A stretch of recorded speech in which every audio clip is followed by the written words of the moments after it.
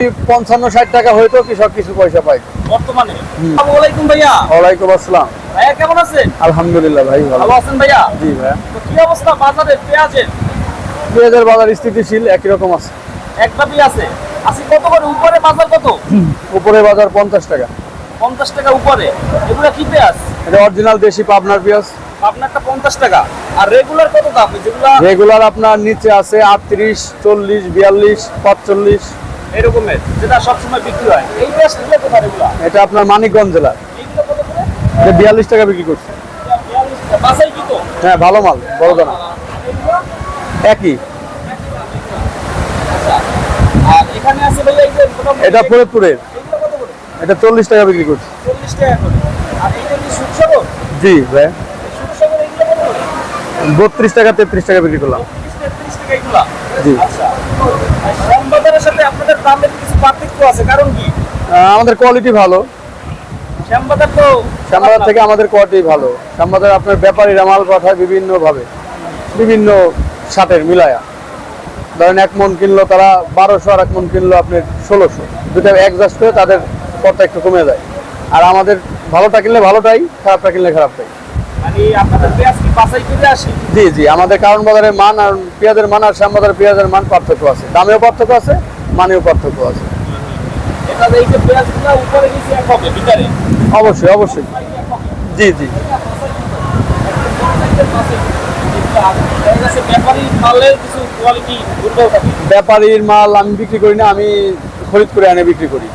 ফরিদপুর থেকে? আমি নিজে খরিদ করে এনে বিক্রি করি। আচ্ছা আচ্ছা আচ্ছা। আমার হাট থেকে আমার লোক ঠিক করা আছে, তাদের বলা আছে, তারা কিনে পাঠায়, আমি বিক্রি করি। আবার আপনারা কিছু তো শ্যামবাজার থেকেও আনেন? হ্যাঁ, শ্যামবাজার থেকে আনা পরে ওটা ওইটা আমার হাট থেকে আমাদের পিছনের ঘরে ওরা বেশি আনে। মানে শ্যামবাজার থেকেও আনেন? জি জি, আমি ডাইরেক্ট। ফরিদপুরেরগুলো বেশি আনেন? হ্যাঁ, ওইগুলো শ্যামবাজার ফরিদপুরগুলোই বেশি চলে। আর যদি পাবনা অথবা রাজশাহীটা বিক্রি করতে হয়, ওটা মোকাম থেকে আনতে হয়। কারণ শ্যামবাজার ফরিদপুরের মালই সমাগম, আমদানি বেশি।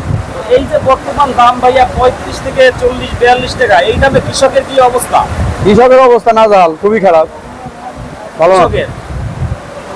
কৃষকের কাঁচা পেঁয়াজ যখন উৎপাদন করছে তখনই আপনার 40-45 টাকা কেনা পড়ছে। আর এখন 40 কেজিতে হয়ে গেছে, পয়সা গইলা 25 কেজি, ওজনে ঘাটছে 5-7 কেজি, আর পচা ফেলাইছে 15 কেজি মনে। এই হলো অবস্থা এখন বর্তমানে কত টাকা বাজার দরকার বর্তমান সময় অনুযায়ী? মোটামুটি। তারপরে আপনার যদি 55-60 টাকা হয়তো কৃষক কিছু পয়সা পায় বর্তমানে এখন লাস্ট সিজন তো এখন হওয়া উচিত ছিল, তবে আমদানি আছে, পিস নষ্ট হয়ে যাচ্ছে, রাখতে পারতেছে না, ওই কারণে দামটা আয়ত্তের মধ্যেই আছে। তো আশা করা যাচ্ছে যত দিন যাবে হয়তো একটু বাড়ার সম্ভাবনাই আছে। যদি পচা গলা এই নষ্টগুলা মানে শেষ হয়ে যায়, তখন আমদানি কম হবে, দাম একটু বাড়বে। যখন ভাই দাম বাড়বে ওই সময় তো ঘাটতির পরিমাণও কৃষকের বাড়বে। হ্যাঁ, ওই জন্যই তো কৃষক মানে বিক্রি করতেই হইতেছে, নষ্ট হয়ে যাচ্ছে, নষ্ট হয়ে গেলে তো বিক্রি করতে হবে।